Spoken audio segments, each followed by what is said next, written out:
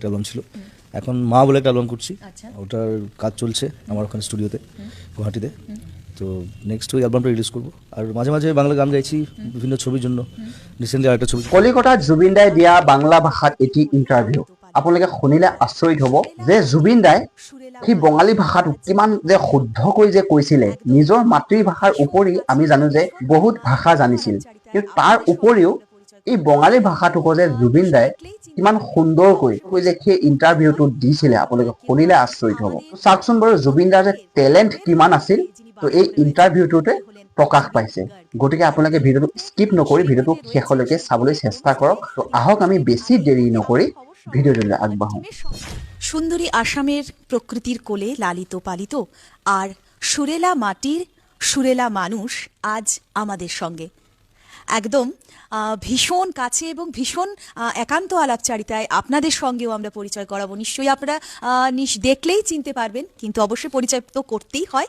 আর তিনি আর কেউ নন, আমাদের প্রত্যেকের মনের মধ্যে যিনি বাস করে রয়েছেন তিনি হলেন জুবিন গার্গ। আর এই মুহূর্তে তিনি শিলিগুড়িতে রয়েছেন, শিলিগুড়িতে এক অনুষ্ঠানে তিনি অংশ নেবেন। আর এই মুহূর্তে আমরা খবর সময়ের টিমের সঙ্গে ওনাকে পেয়ে গিয়েছি। তো স্যার, আপনাকে শিলিগুড়িতে অবশ্যই স্বাগত এবং আমাদের খবর সময়ের পরিবারের পক্ষ থেকেও অনেক অভিবাদন। তো শিলিগুড়িতে কেন আসা আজ? শিলিগুড়িতে আমাদের এখানে প্রায় আগে যখন এসেছি আমি শোর জন্য আসি, এবার শোর জন্য এসেছি। একটা কলেজ সূর্য সেন, না সূর্য সেন কলেজ, তো ওদের ওখানে আমার একটা অনুষ্ঠান আছে আজকে, তাই আসা হলো।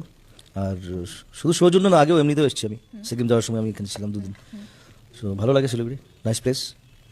তো এখন মানে একদম আপকামিং যদি বলা যায় কোনো এমন কোনো গান যেটা সকলের জন্য আসতে চলেছে? অ্যাকচুয়ালি আমি একটা বাংলা অ্যালবাম করছি এখন। আমি অনেকদিন আগে একটা অ্যালবাম করেছিলাম, HMV থেকে রিলিজ হয়েছিল ওটা, তুমি বলে একটা অ্যালবাম ছিল। এখন মা বলে একটা অ্যালবাম করছি, ওটার কাজ চলছে আমার ওখানে স্টুডিওতে গুয়াহাটিতে।